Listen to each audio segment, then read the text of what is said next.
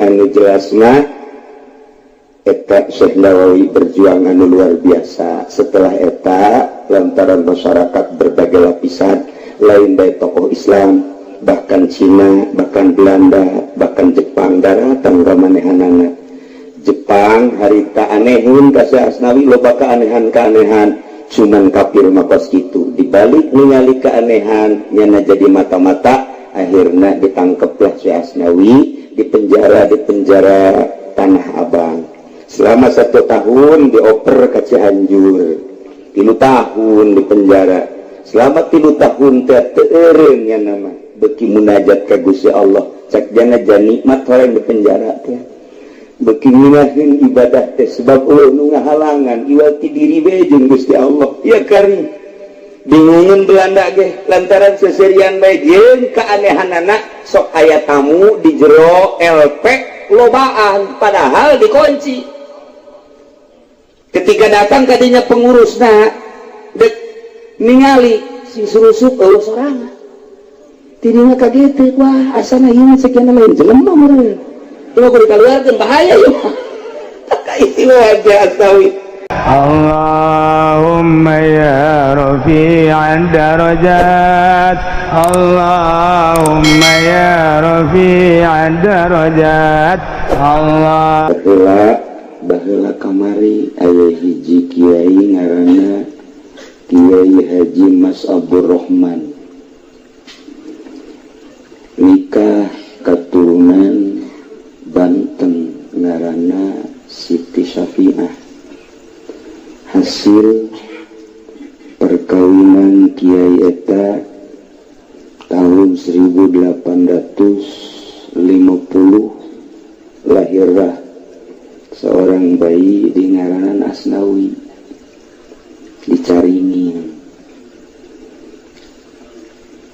Lahir Asnawi hiji lahirnya teh babari. Begitu lahir sehat gede dididik ku bapakna. Umur 12 tahun Asnawi talar Quran. Percis kos nu arah di dia.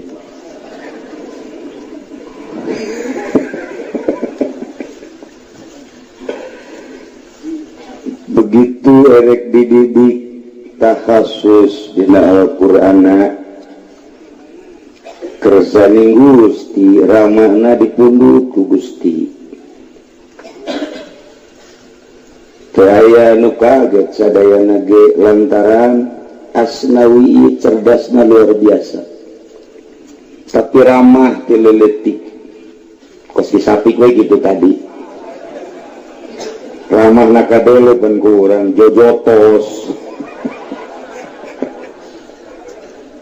Kalau masalah jadi standingnya. Tah digikeun ka umur 17 tahun rencana bapana rek dipasantrenkeun ka Mekah dilaksanakeun. Pasantrenlah ka Mekah umur 17 tahun.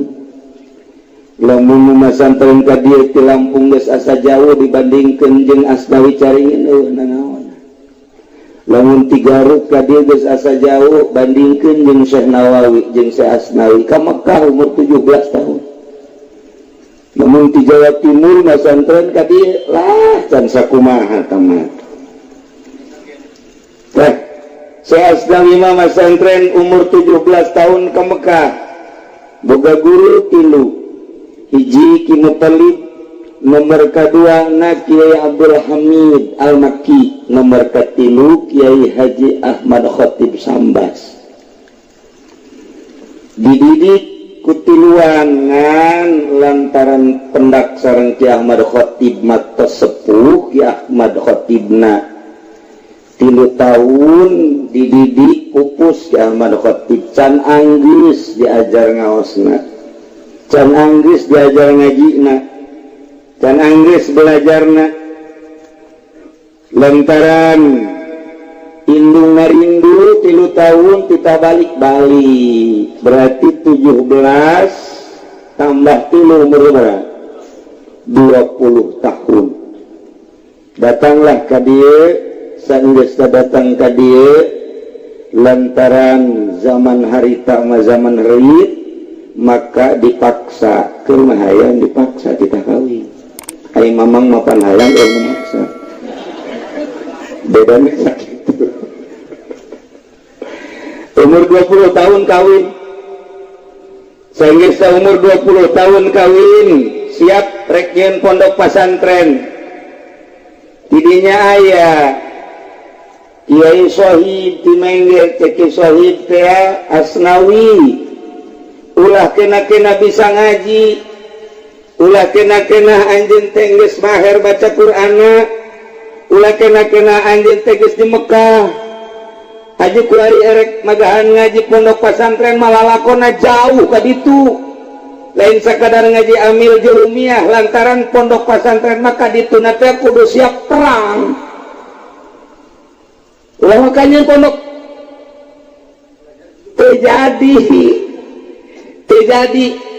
dekian pondok padahal keistimewaan ilmu na geus terkenal di Mekah ge komo di urang mah lantaran diulah ku Kiai Sohib maka anjeunna nurut akhirna anjeunna datang ke Kiai saenggeusna datang abdi bade dikumahakeun atuh hari encan tapak maulah wani jadi kiai engkena sok kagoda ku pilkada eta kos kitu sih maseuri bomong nyaho kisapik si asup ka pilkada teh awas ya geusan jadi besana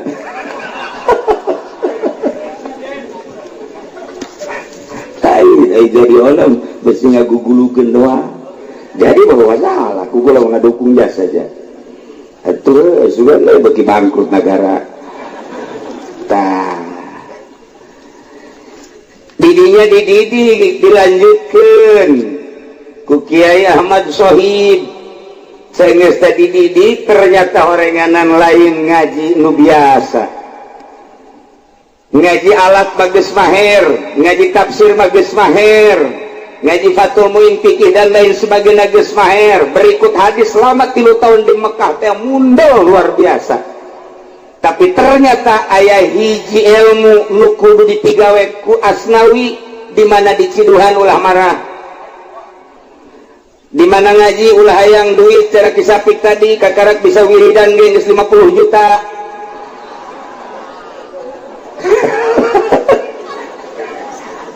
santri atah tawa kos kitu matuh nonjol-nonjol ke wiridan oh ti dituna santri mah zuhud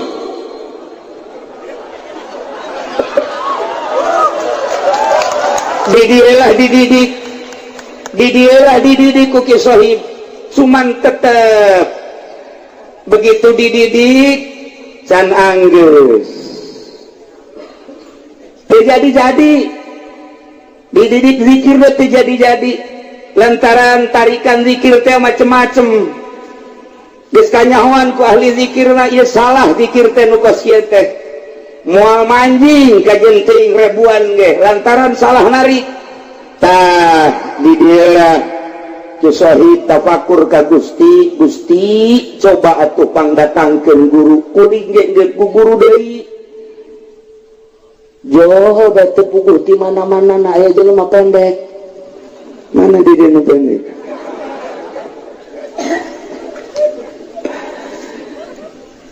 Cek eta jelema teh mana Asnawi? Aya kita gade. Duk diuk. Anjeun duk diuk. Perut ditawajuhan.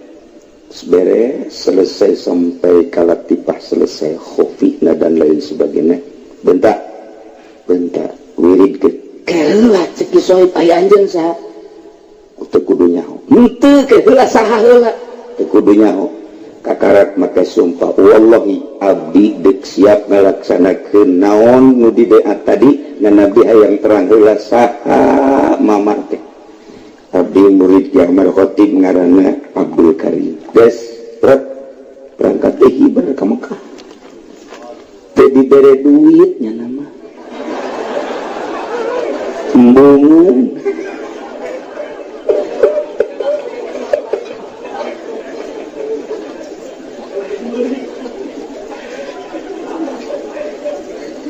iridlah kuduaan lantaran istimewa guruna. Masya Allah hanya 1 tahun eta Syekh Asnawi teh ya keistimewaan kumaha kakarak umur 20 hiji berarti begitu Syekh Asnawi manteng jasa zikirna keluar ti imah begitu keluar ti imah ningali Baitullah kaget Syekh Asnawi kok Baitullah katingali kisohib guruna teu bisa ningali cek Syekh Asnawi Baitullah katingali mana tuh Baitullah mana teu kaciri supaya kaciri kumaha diusap ku Syekh Nawawi ke Syekh Asnawi saat bentak kaciri kula ge harita pernah jadi Nurjaya bener ini serius mah ulah kaseriusan dele jai nah tuh dele mana teu kadele diusap wih jauh cewek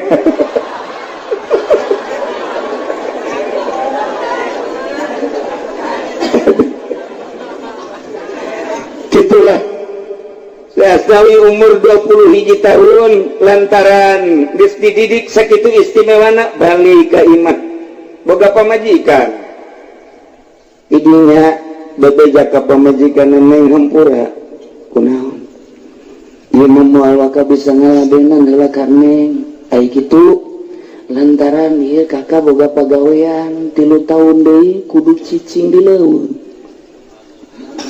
kira-kira kumana cek mana ulah kakara 3 tahun 7-10 tahun masalah lamun memang motifna ibadah baturai di dinya nya nama boga tempat di leuweung zikir sorangan bae pamajikan ditinggal hari tage babaturan kula aya nu tas kawin teh beja pula geus kawin cenah tapi ngaji bae terus baik-baik istimewa berarti berangkatnya na pengantin anyar ka naon ka Garut belajar di ditu benang 3 poe lain ngaji ngalamun kos kisapik susu ka deuleu bae meureun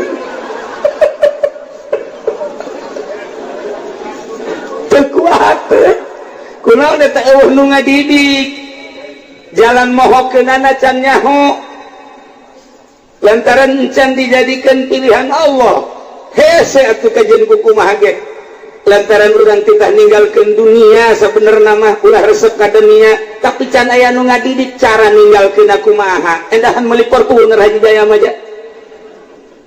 tan dititah ninggalkeun makhluk teh ulah resep ka makhluk lantaran nu ngadidik jalanna kumaha supaya ulah resep ka makhluk ternyata meuli HP ngadukung jadi tim sukses pilkada tolong tadinya ya doon jasa lembagaan sapidah jadi tim sukses lumayan cek ngena saban banin kula mah banina kanyana doang kanu sejen mah tutama kuluba min babil alhadin sawa tah beres 3 tahun uzlah datang deui ka rumah kakarak diirinan Kiai Sohib ngizinan sanes ngizinan jol deui Ki Abdul Karim buat ceng pondok ieu lah pondok didinya lah terus ngauruk Syekh Asnawi istimewa muridna di mana-mana terus lantaran zaman Belanda jadi jada di INTB ku Belanda loba santri loba masyarakat tu datang Belanda nginteh wah iya musuh aing cek Belanda jadi urang ulah aneh lamun boga santri di musuhan ulah aneh tah kumaha eta titik Abdul Karim bahasana ka Syekh Asnawi ceng sun sir kalwahsi jadilah anjeun seperti satok kesir sakitu doang amanat ti guru torikohna sir kalwahsi maneh cicing kos hewan kesir lamun dideulekeun antum lamun ditewak hese ditonton antum lamun ditewak hese tah kuari kula dongeng eta teh percis kos guru kula di dieu kayak ngobrol jeung urang lalagaan komo jeung kula mah uplekna luar biasa jeung sajeng kitu kene ketika terojol bae datang lurah lumpat cenah teu bisa ditewak jangan teu bisa keur ngobrol aya bae anu make seragaman saha itu camat bangunannya terus bae ngobrol ka jero nya nama aju di jero ka mana meureun wah ieu sapi kesit ka jeung hukum aja ya hese nya mah aya RT ge lumpat aya sasaha ge lumpat masya Allah percis kuari muridna kinerja kitu eta percis lumpatan dengan nama ka pendopo jadi tibalik itu mana teh sia jaya bulan-bulan teh si budak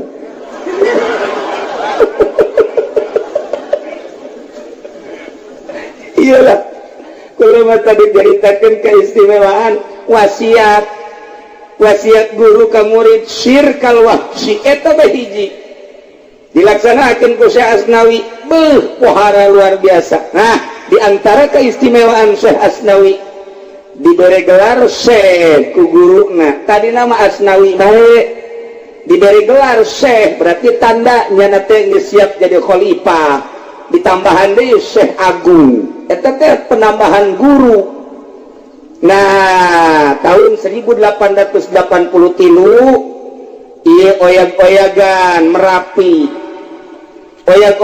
Merapi nah didinya lah Syekh Asnawi ningali ke arah Gunung Merapi sanggeusna ningali manehna ngumpulkeun masyarakat sadaya masyarakat wayahna coba ieu menyilip kabeh ulah aya di dieu lamun percaya ka kula mangga lamun teu percaya mangga nu jelas ulama dak nyilip ka kaula jeung pamajikan keluarga jeung santri nyilip maka nyiliplah Syekh Asnawi ka kampung Muruy aya kampung Muruy tanyakeun ka Ki Jamal kula ge teu tinggal di mana Muruy eta aya ge Buruy ima kampung Muruy di dinya nya nyilip beserta keluarga jeung masyarakat berikut santri nah andalannya masya Allah didinya tanya anu terpercaya malah si Asnawi kekarek udah kamari dipercaya tekebel tsunami modar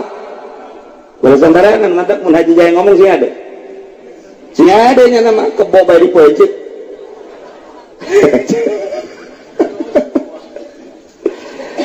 beres sudami turun deui kehendak dibangun deui pondok pesantren tadinya lah tahun 1893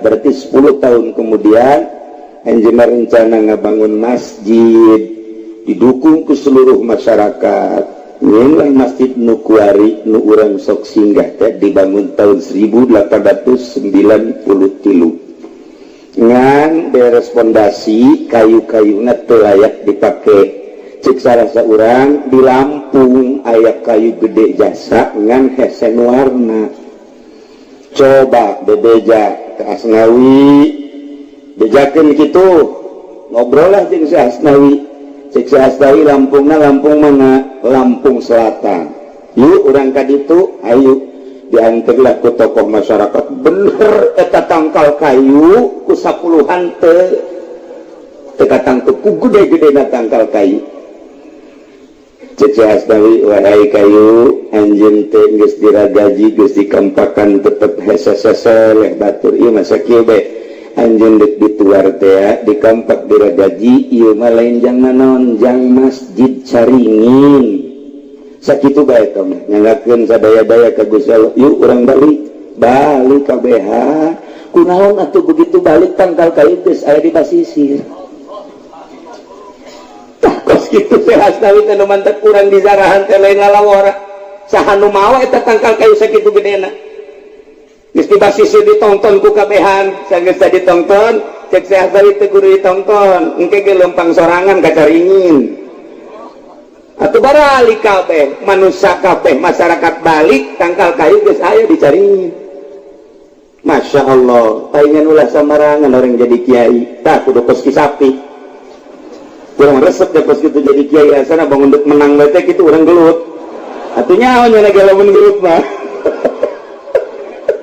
dia cek jana dia ngomong gak diurame iya dinusupi ngomong masih ewe ngan beres mah teger kadengena. Masya Allah, kaserta aja nama tailah Syekh Asdawi. Atuh dira gajian jadilah tabalok-balok natel menang ti Lampung Selatan Lumpang sorangan nementak sing hade etong masjid eta. Diberi ilham ku Gusti Allah seperti eta bentukna ternyata horeng di luhur paranting musyawarah baik musyawarah jeung ulama nu hirup oge musyawarah jeung para ulama nu geus marawat. Jadi bisa musyawarah teh jeung ulama nu hirup oge jeung nu maot. Haji Nur Jaya di percis kos kisapik tadi musyawarah teh jeung kuntilanak jeung jumlah nu maot teh geus sarua. Eta istimewa. Masya Allah karim luar biasa. Itulah Syekh Asdawi keistimewaan anak. Di antara keistimewaan anak begitu Masjid Banten dibangun dimusyawarahkan salah satu panitia na kudu Syekh Asnawi lantaran nyana pamajikan anak jeung mitohana masih keneh keturunan di Banten. Siap Syekh Asnawi jadi panitia ngarehab Masjid Kesultanan Banten. Begitu siap nyana datang nekat ulama mun masjid ieu can jadi moal kabalik ka Caringin. Dibentuklah panitia saya dibentuk terus mulai ngabangun Masjid Caringin eueuh duit eueuh kayu hese nyana lalampahan deui ka Lampung ditanya Kiai neangan duit batu ka Lampung mah moal manggih kudu ka Jakarta neangan duit mah di Lampung mah mana aya duit ieu mah urang mah ngabutuhkeun dana berarti kudu ka Jakarta besi mama boga channel besi mama boga kawau di Jakarta mending ka Jakarta. Cek Syekh Asdawi cadu masjid kudu nyokot duit dibiayaan di Jakarta duit haram maning ka Lampung ceknya saya aya kepercayaan kabehan masyarakat tapi nya nama indit ka Lampung ngaji di Lampung sanggeus ngaji ngabejakeun bahwa di Banten ngabangun masjid kekurangan dana kekurangan kayu nah ieu mah besi dek milu mangga besi henteu ge doana bae ti harita langsung udunan eta teh di Lampung Selatan udunan cukup sekali bae cek Syekh Asnawi geus teh kudu 2 kali 3 kali geus hasil ieu duit kukula dek dibawa teh dihitung deui tama duit sapira duit Lampung balik ka Banten begitu dibuka godag teu mahi tah cek sapik tuh ka duit dewe kan tapi lain wirid teh mah pik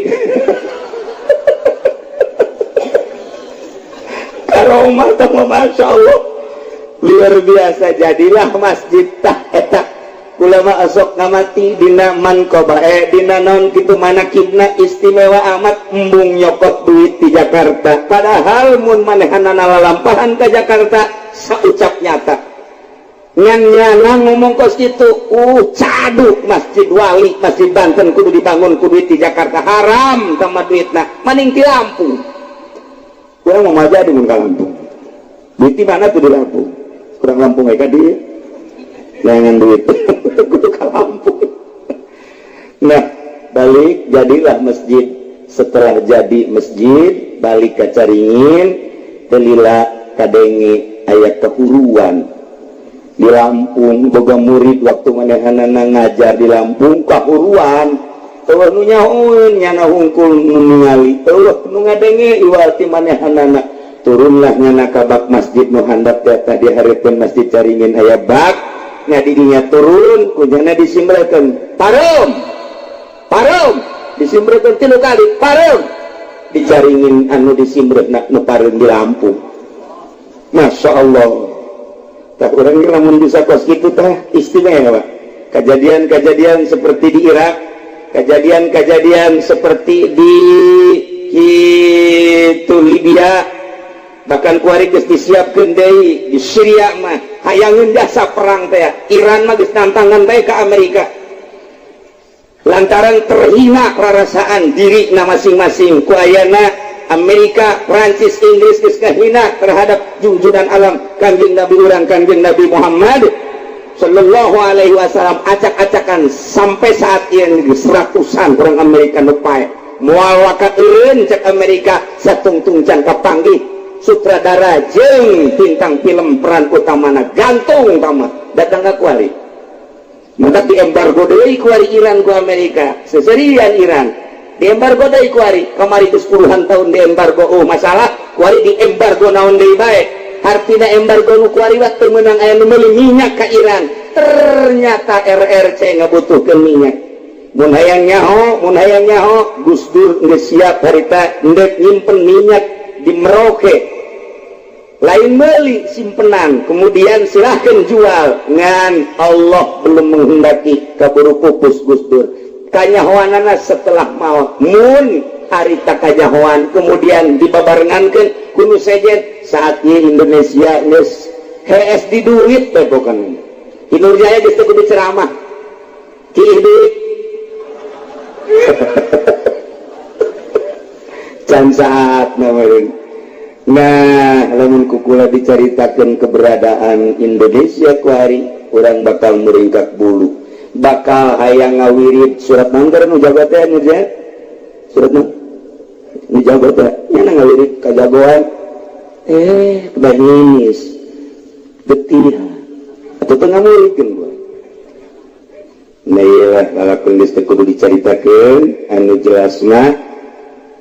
Eta Syekh Nawawi berjuang anu luar biasa setelah eta lantaran masyarakat berbagai lapisan lain dari tokoh Islam bahkan Cina bahkan Belanda bahkan Jepang datang ramanehanana Jepang harita anehun ka Syekh Asnawi loba keanehan-keanehan cuman kafir makos kitu dibalik ningali keanehan nyana jadi mata-mata akhirnya ditangkeplah Syekh Asnawi di penjara Tanah Abang selama 1 tahun dioper ke Cianjur 3 tahun di penjara selama 3 tahun teureung nya nama beki munajat ka Gusti Allah cak jana nikmat orang di penjara teh beki nginaheun ibadah teh sebab nu ngahalangan iwati diri bae jeung Gusti Allah ya karim bingungun Belanda ge lantaran seserian bae jeung keanehanana sok aya tamu di jero LP lobaan padahal dikunci ketika datang kadinya pengurusna dek ningali si surusup eueuh sorangan tidinya kaget wah asana ieu sekian lain jelema meureun kalau kudu kaluarkeun bahaya ieu itu aja astawi nah boga anak ngaranna eta adalah Kiai Haji Abdul Hadi kemudian Kiai Haji Abdul Hadi dititipan teruskeun pesantren kemudian minantuna Kiai Haji Ahmad Khatib tah tidinya langsung maneh anana dikaluarkeun sanggeus dikaluarkeun terus nyana teh asup ka Hizbullah tah teu urang lamun nyaho dina mana kibda maca Abuya Cidahu asup ka Hizbullah seluruh santri asup ka Hizbullah saat eta dek melawan penjajah encan merdeka harita teh berperang santri loba nu korban lain dari dicaringin diserang di Pandeglang lain dari ratus ribu nu kena bayonet kararaeh jadi syuhada tidinyalah Ki Ahmad Khatib bangkit yang melanjutkan perjuangan nah gancang cerita bae lantaran singkuring mamalemi mah dipotong-potong bae tahun 1800 kitu 90 tahun 1900 kitu 90 sabaraha eta tahun 993 pupus anjeunna dikuburlah didinya di Basisi disarahan kurang kabehan tahun sabaraha pupusna tu jelas mah umurna 87 tahun 87 tahun pupus muridna diantarana di Tangerang loba ieu kula ngadongengkeun kitu sote hiji inget ka dieu ye sir kalwahsi percis Abah Ucu teh kos kitu hese ditewak etalah mutiara anu dicekel ku Abah Ucu berarti mutiara anu terjadi di Syekh Asnawi Caring mantap kula nyaritakeun kitu lain sambarangan Abah Ucu teh kula ningali silsilah na waktu ngobrol ternyata terusna masih kana ka Syekh Asnawi geus urang ulah sambarangan, hartina ulah sambarangan, saeungeusna ngaji alat, ngaji tafsir, ngaji fikih dan lain sebagainya, usul fikih, ngaji kos kitu mah bisa pakai takabur. Mun aya jelema ngaji naon di ditu, ngaji tafsir, aing bisa kos kitu mah. Di ditu ngaji naon, ngaji jamu jamu, sapi jamu Jawa mah geus dikumis di aing mah. Di ditu ngaji mantek, mantek mah dikewek mah. Jadi mual eureun-eureun pas sini lamun kolbuna henteu dieusian ku modal sasna. Lamun geus dieusian silih jungjung, silih doakeun, boro-boro kadenge juman, kadenge sonsia, kadenge jamu jawame, kadenge amil ge geus jadi mutiara. Dedet teuing, nyaah teuing. Ieu urang babarengan nu bisa amil, nu bisa jurumiyah, nu bisa sorot, nu bisa alfiah ulah sok pake takabur eusian kolbuna. Lantaran eta suatu anugerah ti Gusti Allah Subhanahu wa ta'ala. Tingalilah kuari ayeuna guru urang di dieu nyana bener-bener percis kos sapi kesit bae dideulekeun ku urang seserian nyana diomay ku urang seserian, dicekel ku lurah lompat dicekel ku camat lompat cenah mah kuari Kinurjaya ngansong-ngansongkeun awak cenah murid jaringin ai si Haji. Aduh Masya Allah Karim ulah seserian pukulain aja gitu sakitu bae diatur tu singkuring ya bari jeung potong-potong padahal mah di Syekh Nawawi teh Syekh Asnawi mun kukula dicaritakeun nyambung ka dieu insyaallah iraha waktu bakal apal guruna tet bakal muringkak bulu yang kulantaran besi muringkak bulu mau dicaritakeun kurang doa baik ka Gusti Allah nih simkuring mah tarik balik ya lantaran malam minggu. Allahumma shalli wa sallim ala sayyidina Muhammadin fil awwalin wal akhirin wa barik wa sallim wa radiyallahu ta'ala an sayyidatina ashabi sayyidina Rasulillah ajma'in. Amin ya Allah ya rabbal alamin. Allahumma inna maghfirataka arja min amalina wa inna rahmataka awsa'u min dhunubina. Allahumma illam nakun ahlan an nablugha rahmataka fa rahmatuka ahlun an tablughana لأنها وسعت كل شيء يا أرحم الراحمين. اللهم إنا قد قرأنا سورة الإخلاص بألف مرة وقد ذكرنا يا الله بألف مرة وأنت تعلم ما نريد وأنت تعلم ما نريد اللهم ابعث ثوابها يا الله إلى جميع مشايخنا اللهم ابعث ثوابها يا الله إلى جميع مشايخنا اللهم ابعث ثوابها إلى جميع مشايخنا خصوصا إلى روحي المكرم المجيز Muhammad Kiai Haji Yusufi. Ij'alha ya Allah ataqatan minan nar, ij'alha ya Allah ataqatan lahu minan nar, ij'alha ya Allah ataqatan lahu minan nar. Rabbana taqabbal minna innaka antas sami'ul 'alim. وتب علينا إنك أنت التواب الرحيم وصلي وسلم على جميع الأنبياء والمرسلين والحمد لله رب العالمين. Hapunten tina samudaya kalepatan sareng kakiranganna terutama ka para kiai asa-asa sing kuring kaki sapik ge untuk mempererat hubunganna jeung kiai-kiai sanes kurang ulah silih curiga jeung suudzon silih doakeun jeung silih junjung sakitu bae. Wallahul muwaffiq ila aqwamit thoriq. Wassalamualaikum warahmatullahi wabarakatuh.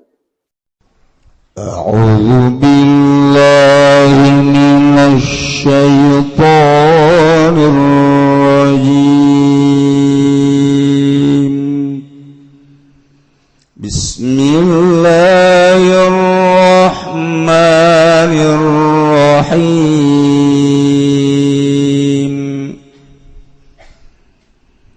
Qala Musa ya Fir'aun inni rasulun min rabbil alamin. Wallahu a'lamu bimuradi wa qala lan mujasaba Musa kanjeng Nabi Musa ya Fir'aun ing lapat ya Fir'aun ya Fir'aun inni ngasatuhuna ingsun rasulun iku utusan min rabbil alamin kang tetep saking pangeran alam kabeh ilaika maring sira Fakazabahu maka ngagorokeun ya Firaun hu ing Musa faqala maka ngucap ya Musa ana hakikun ala an la aqul ala Allah illa al-haqq qad ji'tukum bibayyinatin min rabbikum فأرسل معي بني إسرائيل قال إن كنت جئت بآية فأت بها إن كنت من الصادقين Allah alam bimaradik faqala maka ngucap ya Kangjeng Nabi Musa ing lapadana agi kunuta ingsun iku kang batut jadi run tegese kang batut ala Allah ingat saya enda bi Allah tegese kalawan enda orang ngucap ingsun ala Allah ingat saya Allah ilal haqq angin haqq pikiratin lan dalam kirat siji mabi tasydil kalawan dan tasydin ieu na hakikun maka utila pada kikun mubtadaun iku dari mubtada khabar uta khabare mubtadaan iku an wa badaulan barang kang beteng dan zausanan qajikum qajitukum teman-teman tegaing sun kum misra kabebi bayinatin kalawan ngagawa bayinah kalawan ngagawa saksi ana mukjizat min rabbikum kang tetep saking pangeran sira kabeh farsil maka nguculkeun sira maya sumartana ingsun ila Syam maring negeri Syam Bani Israil ing Bani Israil wa kana lanana ya Firaun ista'badahum iku andadakeun abid ya Firaun hum ing Bani Israil gola ngucap ya Firaun ngucap sapa Firaun ulah gaduh Kangjeng Nabi Musa ing kunta lamun nasira Musa jita iku tegas sira biayatin kalawan ngagawa ayat ala dawa kaingat sadawa sira panti maka nekani sira biya kalawan ayat in kunta minas shadiqin lamun ana sira iku tetep saking kang bener kabeh fiha ing dalam ayat fa alqa asahu fa idza hiya sabanum mubin wallahu a'lamu bimaradi makani bakennya Kangjeng Nabi Musa ing tetekene Kangjeng Nabi Musa fa idzan maka kaget ya utaya asa Subhanun iku ulah mubin kang nyata ulah kang gede ayatun azimat tegese ulah kang gede wa naza'a yadahu fa idza hiya baydha'u lil-nazirin Allah lebih maradil lan maca ya Kangjeng Nabi Musa ing tangane Kangjeng Nabi Musa akhrajat tegese metakeun ya Kangjeng Nabi Musa ing yat min jabihi saking jabe Kangjeng Nabi Musa faidan tawasakune Kangjeng Nabi Musa faidan maka kaget ya utawi yayat bayadha iku kang putih zatu syu'ain tegese kang anduana surat lidazirina kadua kang ningali kabeh khilaf bakada iku julaine barang kang ana iya iku tetep ingat sama minal umat saking kuli saking warna kuli nuluykeun lalakon tentang Kangjeng Nabi Musa alaihi salam sakumaha kamari ketika Kangjeng Nabi Musa ngajotos kaum Kipti kusadume aya salah sahiji di antara umat di antara manusia kaum yakni urang Bani Israil anu diheureuy-heureuy anu dihina ku kaum Kipti minta perlindungan ke Kangjeng Nabi Musa tu Kangjeng Nabi Musa teh marah maka dijotos ku Kangjeng Nabi Musa tanpa aya kesengajaan untuk membunuh ternyata jotosan Kangjeng Nabi Musa lain lalagaan ngahantem salah seorang kaum Kipti ngaguling modar berarti kurang bisa dibayangkan jotosan Kangjeng Nabi Musa pohara jasa sakumaha kamari nu mantak dibere kaistimewaan Kangjeng Nabi Musa ku kaistimewaan gagah lantaran musuhna pohara gagahna nu geus terkenal ialah Firaun. Tapi di dieu mah didongengkeun setelah ngadongengkeun ti awal sebab ieu mah deuk nyaritakeun tentang kabangkawarahan kaum. Timimiti kaum Kangjeng Nabi Nuh suangat bangkawara kaum Kangjeng Nabi Saleh suangat bangkawara kaum Kangjeng Nabi Hud. Kaum Samud bangkawarana luar biasa kaum Kangjeng Nabi Shuaib bangkawara. Nah ieu mah deuk nyaritakeun teh kabangkawarahan kaum-kaum nu teu nurut ka para rasul. Nah jangan beberah teh Kangjeng Nabi Muhammad sallallahu alaihi wasallam.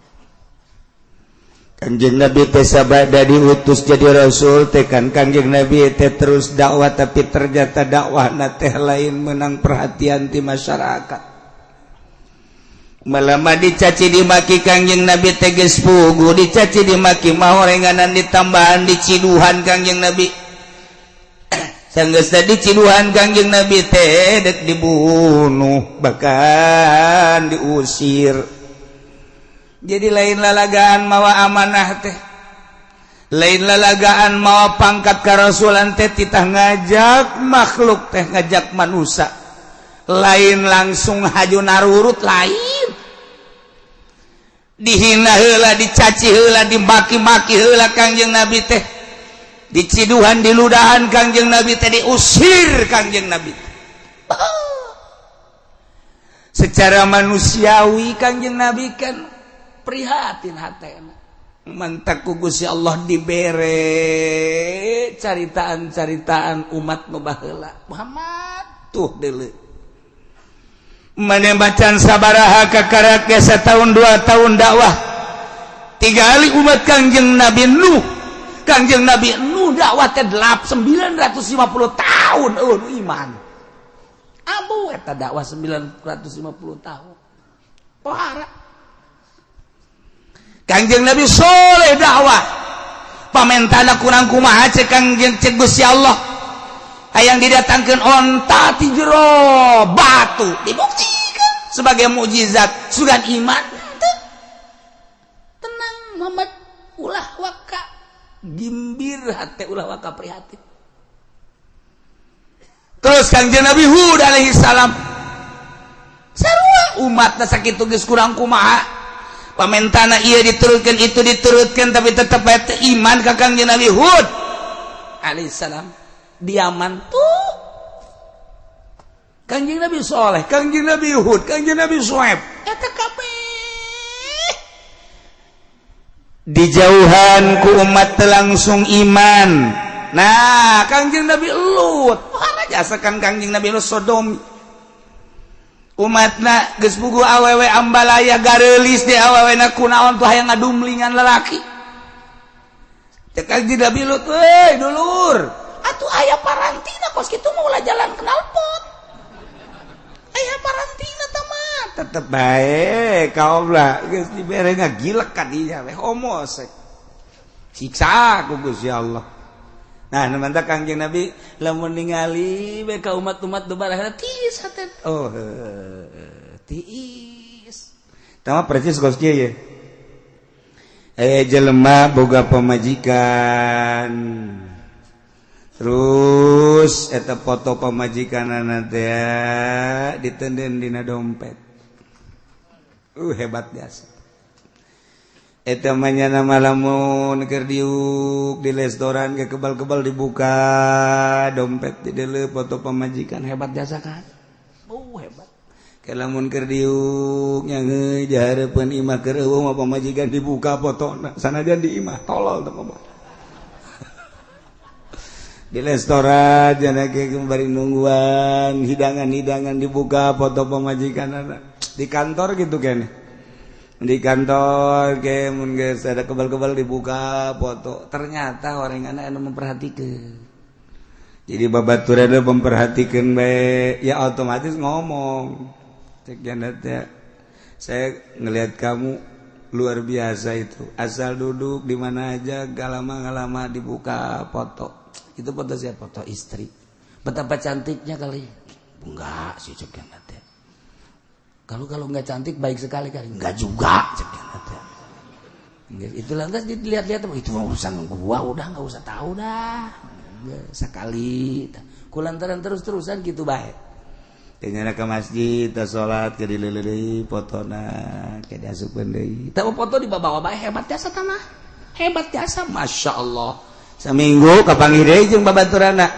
Gua akan terus memperhatikan kamu. Itu foto kok terus-terusan dilihat aja di restoran, gak lama dilihat, di masjid dilihat, di kantor dilihat. Cantik sekali kali. Wah kagak. Kalau nggak cantik meureun bagus jasa meureun tah maksudnya bager jasa di imah ka mana layanan. Henteu oge cek dengan. Imah yang nyaho eta pun didelekeun bae teh kunaon gitu. Pas bae nyaho ieu semua urusan aing pemajikan teh mah. Rahasia perusahaan teh mah. Katilu kali tetep ngotot. Aing hayang nyaho jasa, ieu nu mantak sian deulean bae foto pemajikan. Nanya deui. Mun hayang nyaho kieu ieu sia ieu dengekeun ku cilih sia. Sakabeh problem-problem sakumaha gua dena lamun geus deuleuh bae foto pamajikan perasaan eta problem leutik jasa. Sebab problem aing yang pamajikan buana jasa.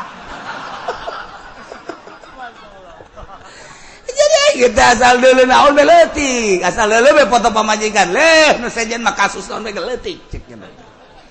Sebab aing mah asal datang dicarekan. Ngomong naon bae dicarekan jadi can orang we pemajikan ka aing teh nyuguhan naon can orang nu aya neraka pohara jasa baheula mah jeung aing janji surga nu dijanjikeun ku nyana pun neraka yang diberikan. Waduh manis anu ku nyana dijanjikeun ternyata pahit malah tambah jeung ketir waduh. Ngan aing di pepegatan depan ke saya anak nu mantak problem naon bae aing rugi dagang misalna 10 juta deuleuh bae tah ka foto pemajikan duit 10 juta leutik kieu sebab atunya mah pan manyuda teh leuwih ti 10 juta tah eta kos boga pemajikan pohara jasa teh mah masyaallah kokoprak ya aturan jang ngokoprakan kotok pake ngokoprakan aing geus teh ngana geus nasib bae meureun geus gila geus kajeun lah ngana geus deres teh sadar tah. Tah jadi ieu ge Kangjeng Nabi lamun henteu neuleuh ka problem nu baheula asana Kangjeng Nabi asa gede bae. Barang neuleuh ka problem nu ti heula naon rek tah. Percis kos deuleuh foto pamajikan.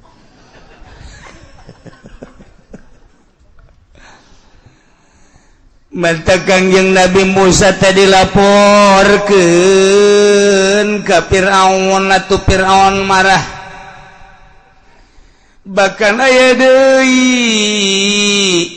salah sahiji kaum Bani Israil nu aya di Mesir teh laporan ka Kangjeng Nabi Musa bahwa manehanana teh dianggap jadi abdi ditindas.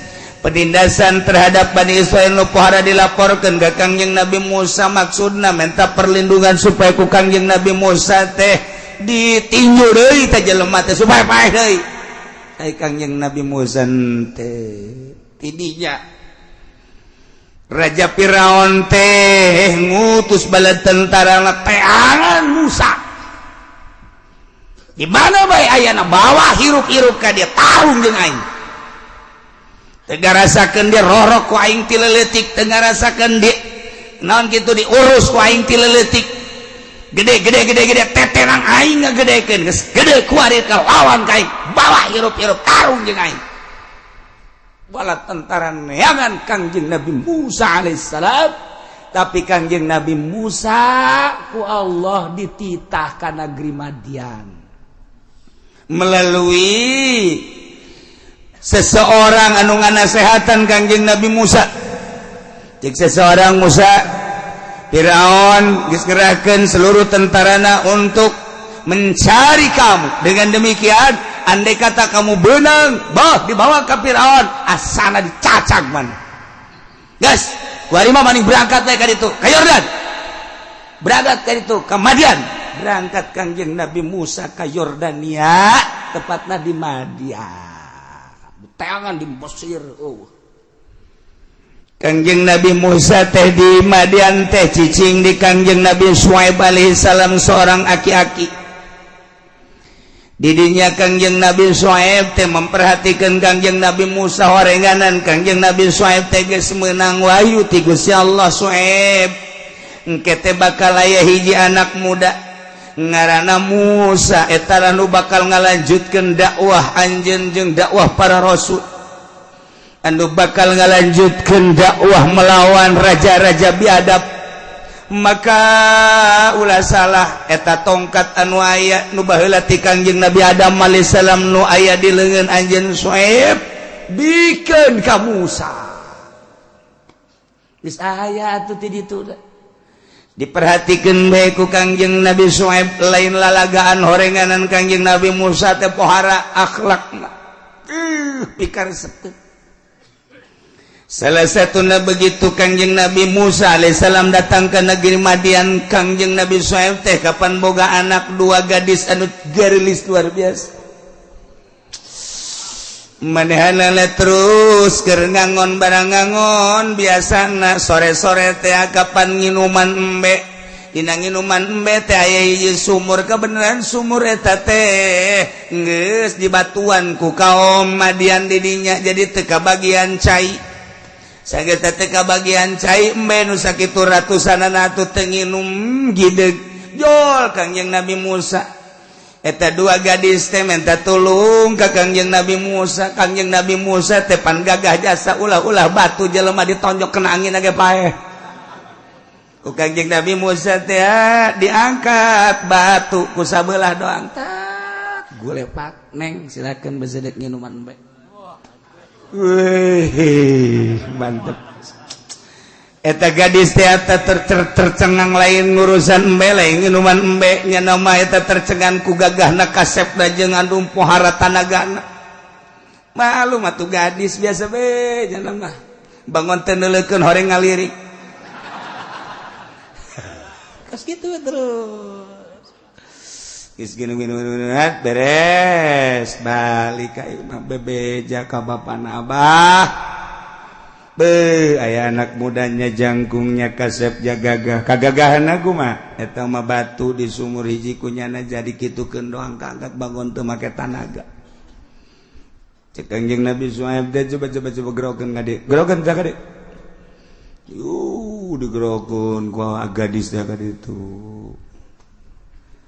Cik urang mah nyau mamang nyau kakak itu. Aduh Gusti Allah. Aduh Kak cek teh hampura kula balik ka imah jeung kula bebeja.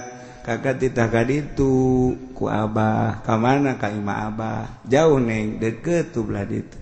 Aya tuh berangkat.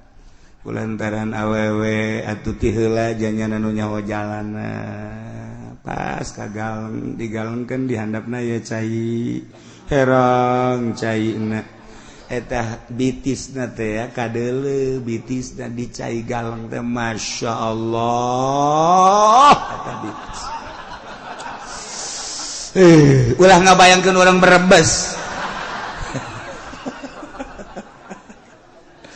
Atuh urang walur ka Yordan, ulah Yordan mah kuari ge garilis kene komo ka Mesir, di Mesir mah garilis teh lain lalagaan ka Turki, urang Turki garilis.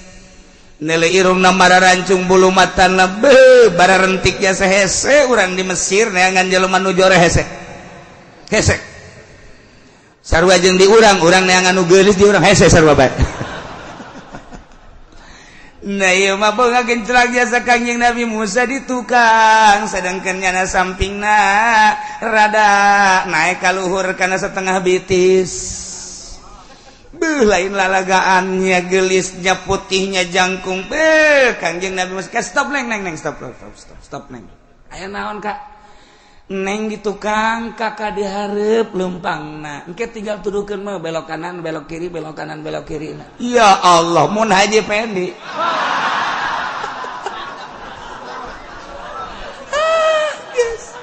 Ulah Haji Pendi lah Kiai Fuboli bae. Atuh biasa acak-acakan aja. asana lamun urang maneuleuk awewe rada nyingsat saeutik hasaka beneran malah urang ngadongak ka hareup tek nyingsat tapi Kangjeng Nabi Musa lain geus dijaga ku Gusti Neng kitu Kang Neng kakak di hareup eta bayangkeun seorang pemuda anu meujeunna resep jasa ka awewe ulah-ulah neuleuh beungeut ulah-ulah neuleuh susu neuleuh bayangan bitis we embung kos kitu ahli Allah mah bau urang lamun naik angkot aya si Mbah make rok mini Masya Allah ngadoa alhamdulillahirabbil alamin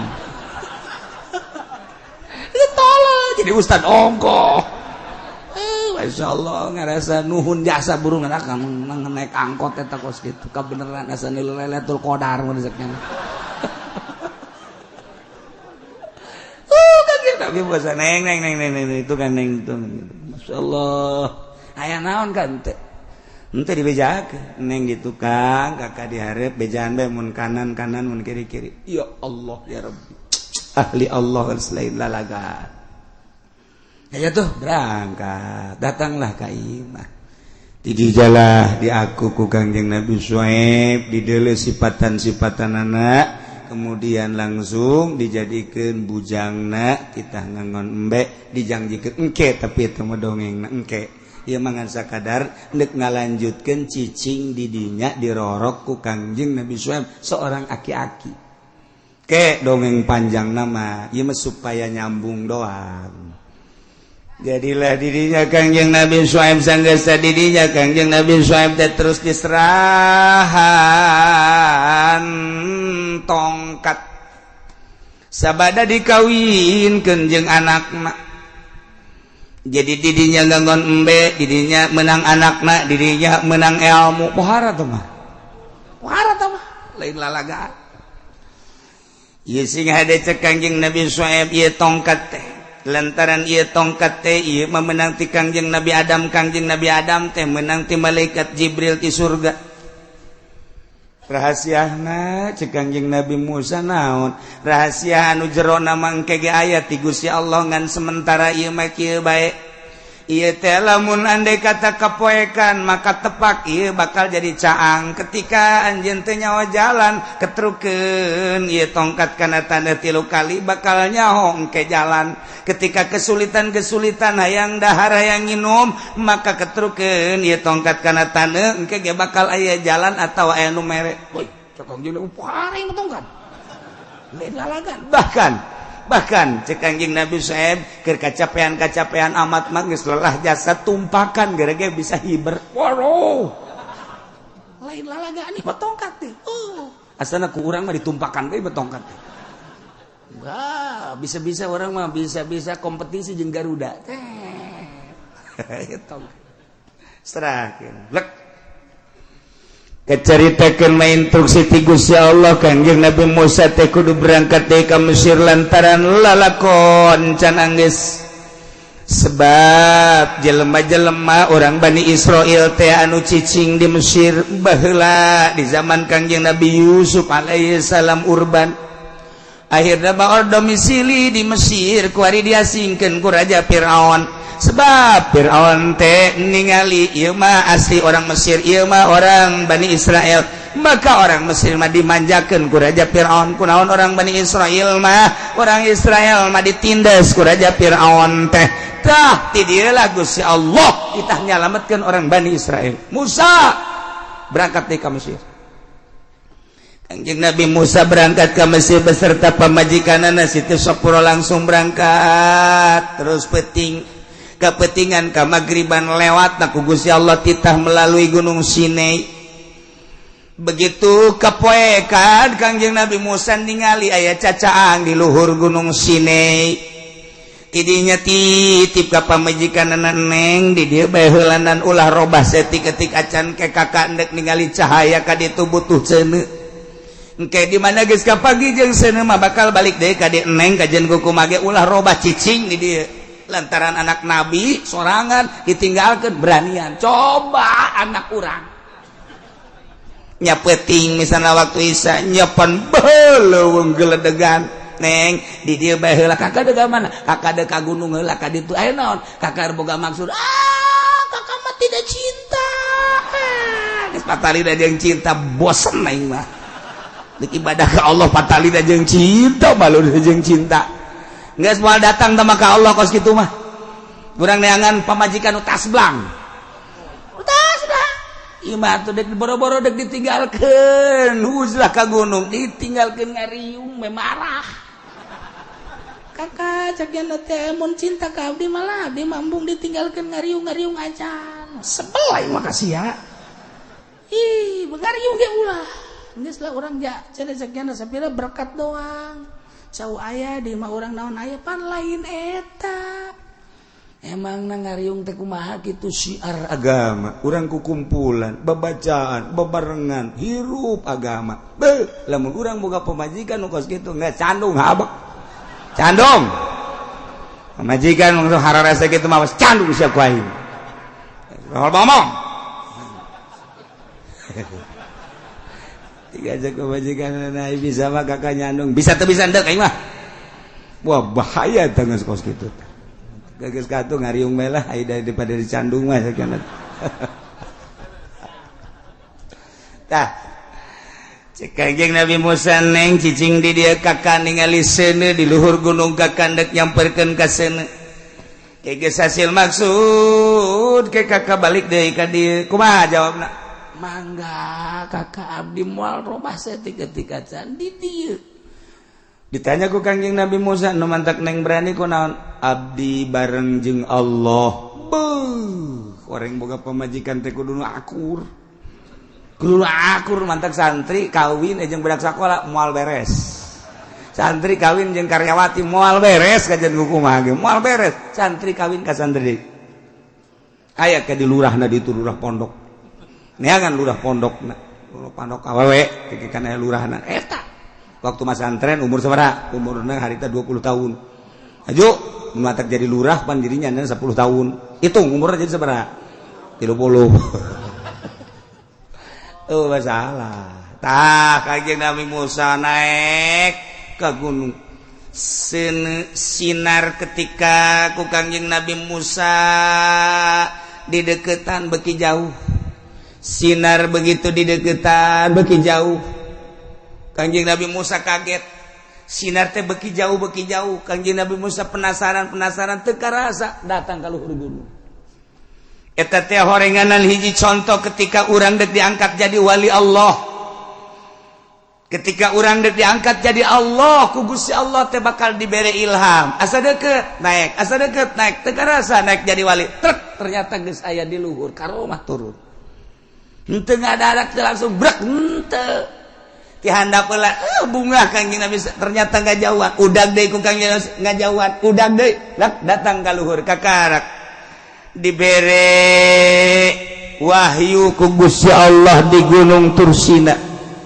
mantak Kanjeng Nabi Muhammad dibere wahyu di Gunung Jabal Tur Kanjeng Nabi Musa di Gunung Sinai berangkat turun Kanjeng Nabi Musa setelah mukalamah jeung Gusti Allah balik deui ka pamajikan Kanjeng Nabi Musa kapanggih jeung pamajikan berangkat lewat belah timur mentak tidinya dahaga Kanjeng Nabi Musa ngetigkeun sukuna dek muncar cai nginum mandi kamari waktu kula jeung rombongan ka Yordan lewatlah ka cai eta marandi di dinya boh wararu eta cai urang dinya nage bingung cek urang dinya ieu mah cai atuh urut Kanjeng Nabi Musa teu puguh ti mana-manana ngualir nu ka mana-mana ti dinya herang mah pohara jasa tidinya lah mararandi kami kabehan dinya wudu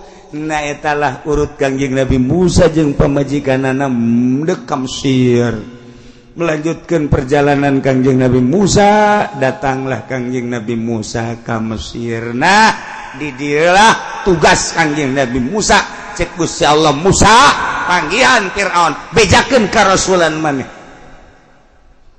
wa qala Musa ya Fir'aun inni rasulun min rabbil alamin. Waqala Musa cek Kangjeng Nabi Musa begitu Kangjeng Nabi Musa menghadap ke Raja Fir'aun. Ya Fir'aun, inni rasulun min rabbil alamin. Sanyana kaula seorang utusan Allah pangeran Rabbil alamin, diutus ka anjeun supaya ningali bata hate anjeun teh pangeran teh Allah nu ngadamel 7 lapis langit 7 lapis bumi termasuk urang di jero. Raja Firaun teh cemberut, Musa sia teh diroro ku aing, sia diurus ku aing ti leuleutik. Aju sia dek ngalawan ka aing, tanda ngalawanna tuh kaum Kipti nu ditinju ku sia datang ka paeh. Kemudian masyarakat minta perlindungan ka anjeun, hampir ku anjeun teh dibela. Aing teh neangan sia dikerakeun seluruh kekuatan, seluruh lapis kekuatan berlapis tentara aing neangan sia. Sia kemana sia? Muncul ku hari siang ngaku-ngaku sebagai utusan pangeran. Awas ya, ku aing bakal ditanya ke rasulan sia. Teu percaya aing, si rasul teu percaya. Fakadzdzabah, dibohongkeun ku Raja Firaun. Cek Kangjeng Nabi Musa hakikun ala la aqula ala Allahi illal haqq. Kaula teh hakikun nyata jelas moal ngomong terhadap Allah kecuali hak. Anjeun ngabohongkeun ka kaula sebagai rasul, kula moal pati-pati ngomong di hareupeun anjeun lamun ieu lain ti Gusti Allah. Kula moal ngomong bohong, moal ngomong salah kecuali hak bahwa kula sebagai rasul Allah. Qad ji'tukum bi bayyinatin min rabbikum. Kaulah datang ke anjeun teh bawa wahyu, mawa mujizat di pangeran anjeun kabe Allah. Pamenta kaulah hanya hiji farsil maya Bani Israil. Lepaskeun orang Bani Israil, serahkeun ka kaulah, ku kaulah bakal dibawa ke Israel deui. Lantaran di dieu teh dihina, dicaci, dimaki orang Bani Israil teh. Di dieu teh dijadikeun abid, dijadikeun hamba saya. Penindasan terhadap orang Bani Israel. Yo, serahkan orang Bani Israel, ulah dipelitkeun, kukula dek dibawa ke Israel, kan itu dek disalamatkeun. Sakitu pamenta teh.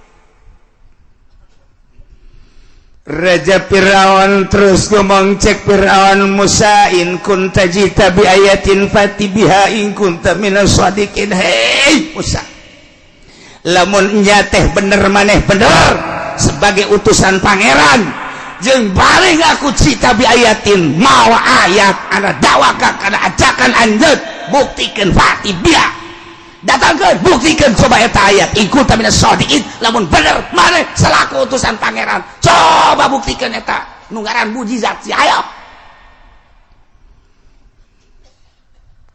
فألقى عصاه فإذا هي ثعبان مبين.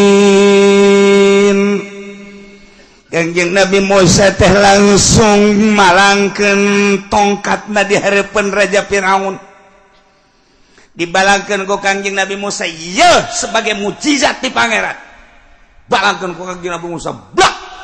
Wurut jadi orai wadekna luar biasa. Bahkan yang dihareupeun Raja Firaun kagedeana namun calangap 12 meter calangap. Istana Raja Firaun mun teh mah dilegleg ka legleg.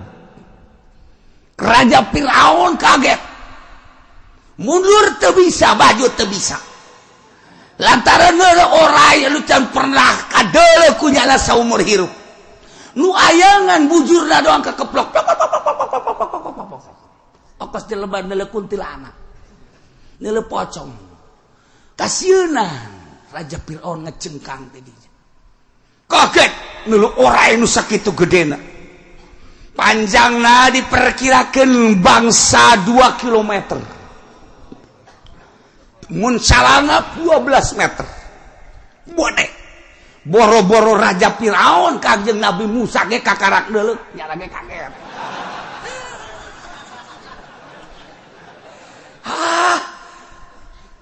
Cak Kangjeng Nabi Musa sugan teh teu kos kieu cak lian-lian nguat-nguat maneh nya ge. Saju mikir Kangjeng Nabi Musa, ih nyokot teh kumaha. Pagawean sorangan ge kaget. Engke hayang jadi tungked deui na kumaha cak Kangjeng Nabi Musa. Jadi ku ari pohon Kangjeng Nabi Musa lain nyaritakeun Firaun, nyaritakeun ieu orai. Engke hayang jadi tungked apa huluna apa buntutna nu kudu dicekal. Wah, geus puguh Raja Firaun mah kaget. Wahara tidinya langsung sieun Raja Firaun teh. Kulantaran sieun cek Raja Firaun, "Musa, siapa anak ai? Eta orai ulah diantep ke ngalentak aing. Mun aing dileg-leg banyak abah dileg-leg ku orai sia. Eta kok tidak orai?" Siun Raja Firaun teh siun pohara jasa. Unjukkan Kangjeng Nabi Musa ka Gusti Allah, cek Kangjeng Nabi Musa di hate. Ieu do kudu dicekel buntut apa hulu. Teu jauh Kangjeng Nabi Musa. Cek Gusti Allah melalui wahyu ka jero hate Musa, cekel ulah sieun-sieun sebab eta mah lain orai tongkat anjeun cekel. Naon Gusti nu kudu dicekel huluna. Kumaha lamun kula dilegleg moal Musa.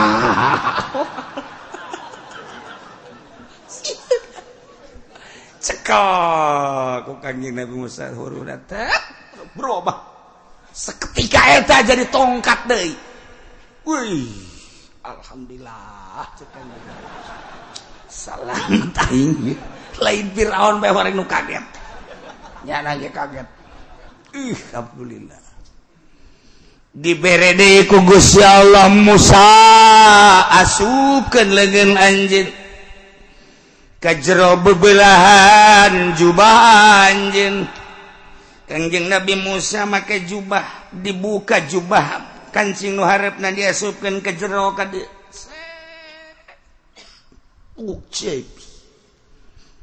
Angkat Musa, cek Gusti Allah, angkat. Acungkeun, masya Allah. Leungeun ti dieu datang ka dieu hurung ka hurunganna ngelehkeun panon poe. Panon poe cangna eleh ku cacang leungeun. Eta Firaun kekerecepan. Firaun kekerecepan. Musa nanaonan sia? Musa nanaonan sia? Padahal mah Kangjeng Nabi Musa sorangan kaget. Ieu leungeun aing kudu diri kieu. Cager deui ta moal ieu leungeun. Anjing Nabi Musa ge kaget atuh seketika eta kapan dibere mukjizat teh. Henteu diteren heula sugan di Yordan di Madian teren heula tuh henteu. Harita bae dihareupeun Firaun. Cenah geus kikieuan bae Kangjeng Nabi Musa teh. Eleh sidar panon poe. Firaun kaget. Cek Firaun lasupkeun deui ka jero leungeun. Ka jero baju sia aing teu kuat. Neuleuh eta teu kuat. Asupkeun deui ku Kangjeng Nabi Musa ka jero asupkeun deui. Tarik cek Gusti Allah, tarik biasa deui. Masya Allah, lain lalagaan. Wa naza'a yadahu fa idza hiya bayda'u lin-nazirin. Diasupkeun leungeun Kangjeng Nabi Musa ka jero jaibna. Sanggeus tadi asupkeun dicabut akhrajaha min jaibihi, begitu dicabut faizan kaget hiya bayda'u caang anu luar biasa. Ngempreng ngabogaan cahaya zatu suain ngabogaan cahaya lain sakadar cahaya-cahaya model lampu, cahaya-cahaya patromak dan lain sebagainya. Cahaya tengelehkeun cahaya panon poe, suram panon poe saat eta ku cahaya leungeun Kangjeng Nabi Musa alaihissalam. Teu bisa daya teu upaya Raja Firaun teh kaget, aduh luar biasa. Lain Raja Firaun bae lantaran di dieu bahasana wa naza'a yadahu fa idza hiya baydha'u lin-nazirin. Wah, nu ningali loba. Di istana seluruh penggawa-penggawa, seluruh nu aya di istana mah ninggali kana kajadian orai jeung sinar leungeun Kangjeng Nabi Musa alaihissalam.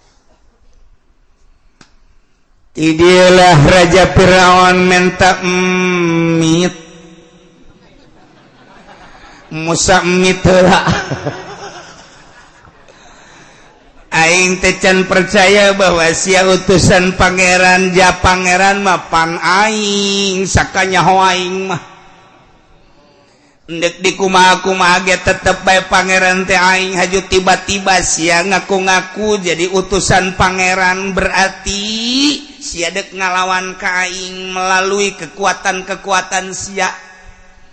Aing ku ari badek laporan heula ka dukun-dukun aing jeung ka para pemuka-pemuka nu aya di istana dek dimusyawarahkeun kana kajadian anjeun model kieu teh kudu dikumahaakeun anjeun teh maka tungguan heula mit sia ulah waka ka mana-mana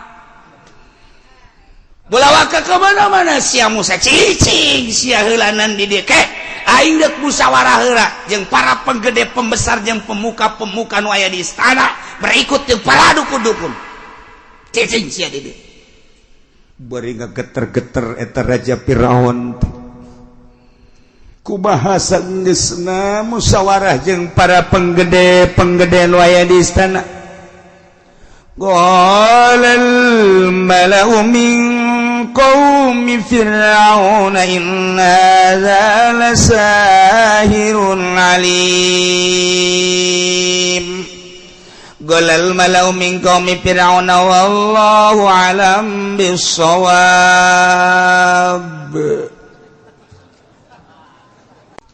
Bismillahirrahmanirrahim. Wa indahu rasul Sayyid Zaid akhi laliku tetapin dalam sanding Ali al-Akbar tawi sira Sayyid Zaid akhi nyatane dulure Ali al-Akbar wabil gurbi minhuma lan iku tetep kalawan parek saking garana kobrani mimayali saking barang kang ngiring-ngiringan ya Jami al-Qurra Jami al-Qurra gabrul Imam Hasan utai kuburan Imam Hasan akhi Zainal Abidin tegese dulur Zainal Abidin Imam Zainal Abidin wa lidus Sayyidah Nafisah gesera ma Sayyidah Nafisah kama huwa maktubun fi amud rakhamin mawdu'in ala rasul qabri kaya barang kang teu maiku kang den tulis ing dalam sasaka marmer kang den dokon ing atase sirah kubur wa inna ma yaqulun la sing jasa pamanusiaan Sayyidah Nafisah saking Sayyidah Nafisah ya bint Zainil Abidin he anak wadon Zainal Abidin likaunihi rabbaha kena anane Imam Zainal Abidin iku ngarumat ya Imam Zainal Abidin ha ing Sayyidah Nafisah hina kutila abuha waktuna den pataini sapa bapana Sayyidah Nafisah wa ilam nakul abuha fahuwa ammuha maka utawi ya Zainal Abidin iku pamane Sayyidah Nafisah la abuha ora bapana Sayyidah Nafisah. Ceritaan tentang pembunuhan Karbala berlanjut ke anak-anaknya. Ali al-Akbar putra daripada Sayyidina Husain Zainal Abidin.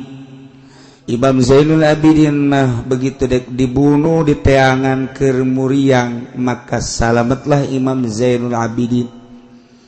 Imam Ali al-Akbar dibunuh maka dibawalah ke Mesir hammalu rasahu ila Misr di Mashhadi qariban min mujratil qal'ah min nail Misr deket tina bengawan Nil kamara ituhu maktuban nala gabri khatin qadim didinyalah kuburan anak di deket kuburan Ali Al-Akbar aya sirah Sayyid Zaid eta adalah dulur Ali Al-Akbar didinyalah wabil qurbi minhu deket kuburan Aliul Akbar jeung Sayyid Zaid putra daripada Sayyidina Husain maka mimayali jami'al qura aya qabrul Imam Hasan akhi Zainal Abidin aya deui ngaranna Hasan jadi Husain boga anak ngaran Hasan dulur Imam Zainal Abidin ta eta mah Hasan mah bapa Sayyidah Nafisah di Sayyidah Nafisah putra daripada Hasan putra daripada Sayyidina Husain putra daripada Sayyidina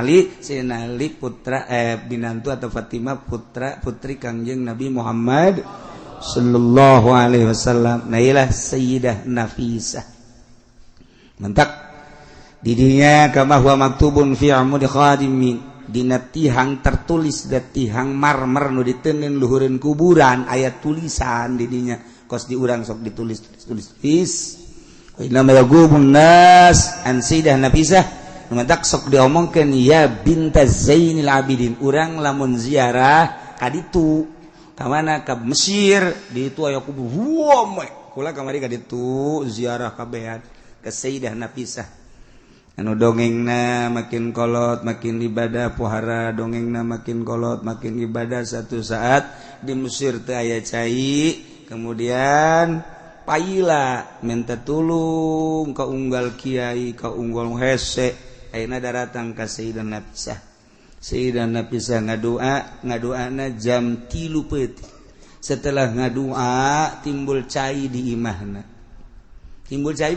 di jero imah timbul cai langsung cai tersebut di gitu kok Sayyidah Nafisah teh gitu digali saeutik supaya ngayembeng samesir kabeh nyokot cai tidinya ilah Sayyidah Nafisah Imam Syafi'i waktu kerja meneng namun aya naon-naon langsung ka Sayyidah Nafisah nyuhunkeun doana dijauh kene Imam Syafi'i geus berak langsung ngoser ka payun Sayyidah Nafisah tileutik keneh Imam Syafi'i selalu minta doana ka Sayyidah Nafisah satu ketika cek Sayyidah Nafisah Syafi'i ulah kaget anjeun ke bakal jadi jelema dituturkeun ku sadunya cerik Imam Syafi'i ulah kaget tapi ulah bebeja ka sasaha geus katempo ku Sayyidah Nafisah kehebatan Imam Syafi'i tidinya unggal Jumat isuk-isuk lang minta cai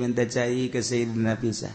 Sayyidah Nafisah ngomong akhir hayatna titip ilmu ulah dipakai neangan dunia cek Sayyidah Nafisah sekalipun nyawa tarohana perjuangkeun agama Allah.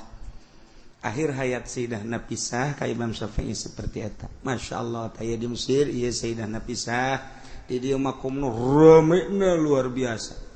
Orang lamun terus ke belah ditu ka Imam Syafi'i terus Imam Waqi naik mobil deui urang sa'ato illah nu ngarang kitu Hikam Mesir pohara nah iyalah nu mantek aya julukan ya binta Zainil Abidin sebantak dengarannya binta Zainil Abidin sebab likauniha rabbaha Imam Zainal Abidin anu ngurus Sayyidah Nafisah hina kutila abuha waktu bapakna terbunuh padahal Sayyidah Nafisah mah putra Hasan putra Husain lain putra Zainal Abidin tapi terkenalna iya binta Zainil Abidin urang menjarah ka ditu lain putrana padahal mah itu sebab nu ngurusna Imam Zainal Abidin maka dijulukilah binta Zainal Abidin wa ila padahal mah bahwa ammuha paman ka Imam Zainal Abidin mah la abuha lain bapakna wa mimman alimnahu wallahu a'lam.